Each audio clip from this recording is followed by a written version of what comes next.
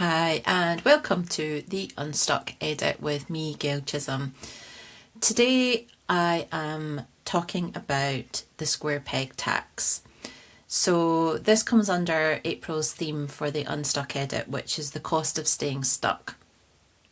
And I wanted to explore a little bit around this concept of feeling like a square peg in a round hole and what is the cost of that. So when you're feeling like a square peg in a round hole, what are the consequences?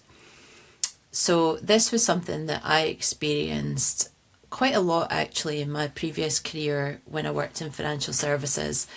So I think when I left uni, didn't really quite know what I wanted to do, and I'd worked for a bank in the summer holidays. And when I came home from uni, my parents were like, well, you're not just going to freeload off us, so go get yourself a job. So whilst I figured out what I was going to do and apply for graduate jobs, I went back to the bank that I was working in. And it was kind of like, it was cool. Like I was doing stuff that was easy. The money, obviously, in the grand scheme of being like, what, 21 and, earning some cash, it worked, And then I applied for a graduate scheme in financial services with the same employer. I also applied for a grad scheme on a supermarket, their grad scheme. I think I did it because everybody was kind of doing that. Like if you didn't have a job that you came out to, that was probably something that you looked at. I've got a Master's of Art, so it was so it was English language, so I wasn't going to be a teacher. I didn't want to be a teacher back then, so I was like, what am I going to do? So I did what everybody did and went into that sort of like graduate job. While I was working after I'd left uni in finance, I ended up applying for a job in a secondment in like a marketing team. And back then, I mean, this is show about age. Back then, the jobs came out on like a little paper thing that came round the teams. So the lady who took a chance on me was Joan Gray, and it was really nice. See, when someone sees you, and I think this is the thing, right? So I'm a projector in human design, and when I first go for jobs, people see me, like people are like, yeah, like I love what you've got to say. I think you'd be a great addition. That's great insights. Come on, we want you to kind of do this, do your thing, share with us, like learn, blah, blah, blah. And then after a while, kind of that sort of edge or that sort of rosy glow would diminish, I suppose is a good way about it. And I think what I would find is it's a visibility thing, this sort of sense of feeling like a round peg in a square hole, or a square peg in a round hole, is that sense of where at once you felt that you first fitted, you no longer do. And the question is then, so what does that feel like, and what are you seeing from that, and what are you going to do? And for me, at the time, I was in my 20s, and in fact, I probably did this my 20s into my 30s. I took a hiatus where I opened a shop, I did something different, and then that closed, and I went back, contracting this time. So it was slightly different energy behind it. But I did this thing for probably like 15 years. Like, I just constantly felt like I would get to a point where I wasn't being seen, I wasn't really being listened to, or I wanted to move up the food chain, but there was criteria attached to that. I wasn't, maybe my face didn't fit, or, I didn't have the skill set, but they weren't telling me I didn't have the skill set. It didn't feel as transparent. And I just always felt like there was something missing, that it didn't fit. And what I did, which some of you might relate to, is instead of at that time taking a step back and really getting under the skin of why did I feel this way, is I solved the problem by kicking the can down the road. And what I would do is I would apply for the next job, still in the same sector. So instead of looking at was I actually in the right job in the right sector, I felt like, yeah, I'm in the right job, I'm earning money and life is good, and then they don't see me, so let's find a company that does see me.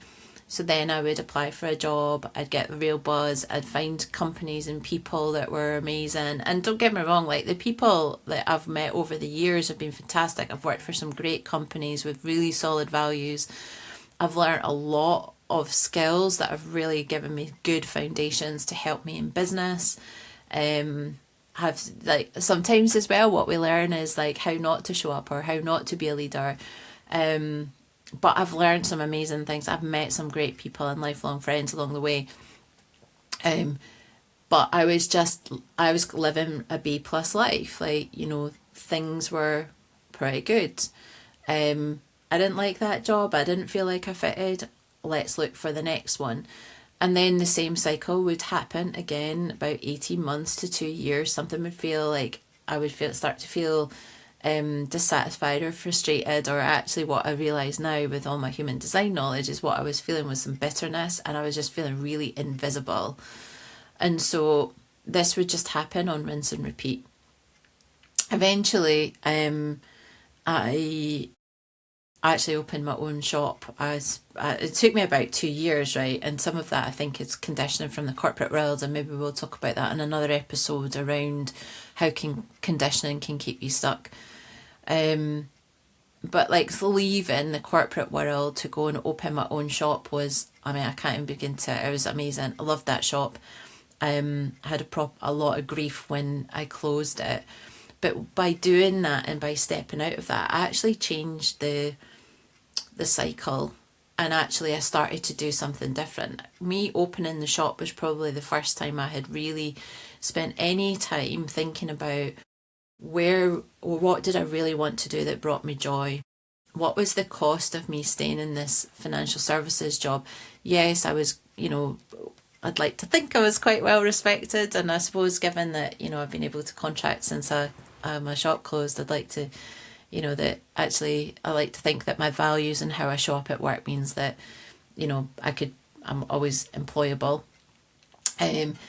But it was a time where I put myself first, really, ultimately. And weirdly, I always loved shopping. I always love like fashion, helping people build outfits, or like I'd be the person sat in the office, or people would be like, oh, you know, I'm going to a wedding, and I would be like, oh, have you thought about this? Or you should go to that shop. And people are like, how do you know this stuff, Gail? Well, it was just something I'm still interested in today, and actually I help people get unstuck with it when it comes to their style and their body image and their confidence and things like that. So it felt like a natural fit for me to go and do that. But it was like, 2 years in the planning, and actually it was probably really taking stock of, I couldn't go through that cycle again. I mean, I think I'd probably done that rinse and repeat of round peg, square hole 5, 6 times maybe. Some of it was same company moving to a different team, or maybe like a promotion or I managed product lines back then, and maybe I moved to a different product, and so I would get that initial spurt of like, this is really cool, the energy was great, the interest factor was there, and then kind of like outside in life wise, the money that working in that sector gave me meant that I had a really good life. But I do equate it to that B plus lifestyle. I'd never had this burning desire to work in financial services, or, that hadn't occurred to me. If you'd asked me what did I want to be when I was like a teenager, I would always just say I wanted to be successful. But nobody had ever really taken the time to stop and say, well, what does success actually look like for you, Gail? How does success feel in your day-to-day life? And I remember watching a video back in, I think it was like 2014, 15 maybe, by a lady it was Danielle Laporte. She's an author, and she was being interviewed by Marie Forleo. And in that video, Danielle was talking about how the term success can be quite a toxic word for people. And I just had this massive like aha moment of, holy shit, like she's talking my language. And this thing of like, I had just attached so much of my life to this success but I had never ever stopped to think, what does that actually feel like for me? Which then actually sent me on a quest of following Danielle Laporte. I bought her book, The Desire Map. 2017 was the year that I really admitted to myself how unhappy and stuck in life I genuinely was. And I think that's because things had dipped from B plus to probably C, and we're slipping slowly down, and we'll get into that in other episodes. But if any of this is resonating, I would highly recommend you go and read one of my earlier articles on my Substack, the Unstuck edit, which is how to figure out where you might be feeling a bit stuck in life and to understand why. Because the more we start to dig under the surface, the more we start to realise, like, what is this round peg square hole? Why am I feeling like that? Which also then helps unlock what can you do about it and where can you go. Now, I'm not saying for 1 second, like, sack the job, go and do whatever. I mean, if that's what you want to do, then like 100% I'm all down for that. And I think this is the reason why sometimes we can get really stuck into this B plus life, because we get attached to the salary that we're receiving. We move into bigger houses, which come with more demands for our bills. You've maybe got a partner, you've maybe got children, you've maybe got debt from your student days, and suddenly you realise that actually you're really connected and attached to this job that is just not satisfying you whatsoever. So that cycle of feeling like a round peg square hole, what shall I do? Well, can't really do anything, so I'll just get a new job with a higher salary. And then we then start to go, oh, we want to have a new house, or we're now having another child, or we're now having a dog, and it's just like this sort of spiral goes round and round and round. And then for me, I suppose, I mean, I stepped away to do my boutique, but and that brought a lot of joy in certain aspects. But I still, and whilst I had done a little bit of work around what's underneath this success, it wasn't really until like, as I say, sort of 2014, 15, that I really started to dig into this, and I really started to acknowledge that I was stuck. And I probably didn't have great language around what it was. I could just say, I just feel really stuck. Something's just not flowing. And sometimes when you can't put your finger on it, it's easy to just keep into that circle round. Well, I'll just get a new job, or I'll go and work for a different company doing the same thing. Maybe that'll invigorate me. Maybe I'll go and get a hobby, or, oh, I really like my job because of the people, but actually what you're doing is just sucking your soul, and it's not in alignment with your values, or vice versa. And then we might have other things starting to creep in where, like for me, there's a big trend going around at the moment around, like, what were you like in the 90s? And I grew up in the 90s. I left school in 1994, left uni in 1998. It's a decade that had a massive influence on me. And this whole nostalgia wave that's going on just now really has got me thinking about, who was I back then? And, maybe this is why this pod might be resonating with you just now, or this whole like round peg square hole, because there's like little prickles or little voices that are niggling away at you going, do you remember? Do you remember? What were you like in the 90s? Like, what was that version of yourself? What did you want to do? What was the dream that you always had? If you didn't have a dream, what lit you up? What made you like just kind of beam with happiness? Or what was that secret thing that you kind of maybe only told your best pals? Like, what was it that you wanted to achieve? And when did you forget? Like, when did you lose sight of that person? Now, I'm not saying we should be heading back to the 90s or anything, but there's a voice in there that could be listened to, especially if you're feeling stuck, overwhelmed, blah, life's boring, what's happening. Like, if you're me, like, I'm turning 50 this year. When you start to hit, or when you're on that kind of slope towards those big major milestones, it makes us reflect. It makes us reflect on where are we at today? What are the cycles that we've been repeating? What's stopping me from doing the thing that I want to do? At what point are you going to put yourself first? You know, because that's one of the first things to do, is like to just say no more, start applying some boundaries, and maybe carve out some time for you to start connecting back to the things that light you up. Like, who are you? Who are you really? You know, some of these are big questions. The other thing I found that held me back a little bit was some of it, and this comes up to me today, and this is, I suppose, why have I started this whole like why have I branded something called the Unstuck Edit. And you know, it's because I still feel there are things that that are keeping me stuck, and so I'm working through some of these things too, and I just want to share some of these tools because I do speak to a lot of people and they're maybe stuck in one part of their life, and it's just like, well, how can we live life on our terms? One thing that shows up a lot for me is a fear of judgment. You know, when we're trying to be visible and we're trying to share things and help people, you know, we can have this sort of little fear of judgment that can creep in, and the mind monkeys get a bit noisy, or my inner critic is called Chip. Some people will call it mind monkeys, some people call it ego, you know, but it's like, what are we fearful of? What was on the other side of that judgment? Are people really judging you? Do they actually really give a flying fuck what you're doing? Probably not. You know, and the people who matter are going to be the cheerleaders in your corner every single day. And you know, I'm happy to be your cheerleader. Like, please let me be your cheerleader. Let me, you know, join in the conversation. Let's build a community of people getting unstuck together.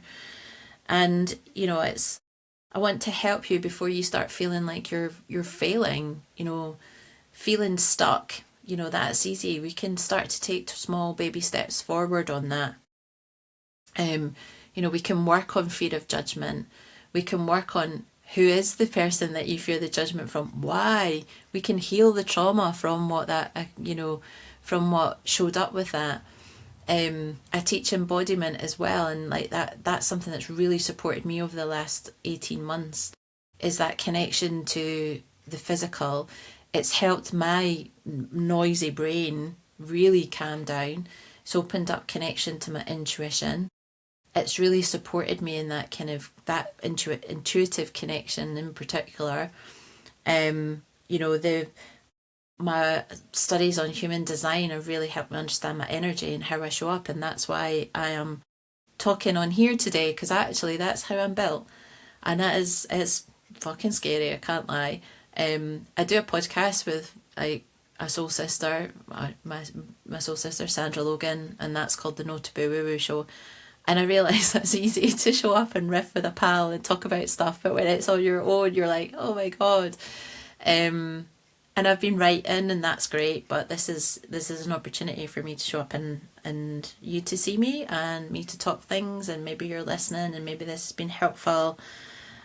You know, but I want to leave you just with thinking about, you know, to ask you, where have you been feeling like a round peg in a square hole in your life? And is this the first time, or is this a cycle that keeps repeating for you? And at what point are you just going to stop and say no more? What is the cost in your life of you staying stuck in this cycle? Because you know you can get unstuck. And I'd love to help you with that. I'd love for you to share if any of this has resonated. How is them feeling stuck showing up for you in your career, in your work life? Have you got a secret hankering? What's the thing that you always wanted to do but maybe felt was a little too big at the time? Because we can certainly get you there. And it's never too late. It's never too late. But I will say to you that life is very short, so don't leave it. Don't kick the can down the road. You're listening to this, or you're watching this, or you're reading this. So maybe this is the sign that today is the day that you're going to start getting unstuck. And with that, I just want to say thank you so much for watching or listening or reading, whichever you have done of this. It's been a leap for me, so yay. Getting unstuck with doing something, flying solo on a channel. Please like and subscribe. It would fill my heart with joy. Leave a comment. Let's start the discussion on this. It'd be great to hear your perspective. You can follow me on here. You can follow me on Substack. You can join me on the mat for an embodiment session. You're most welcome, whatever you decide. And our next episode, just to trail it, is still on the theme of the cost of staying stuck, but we are going to look at when the body is saying no and what is the cost of that. Because I've had a corker. Until next time, thank you so much for listening. Bye.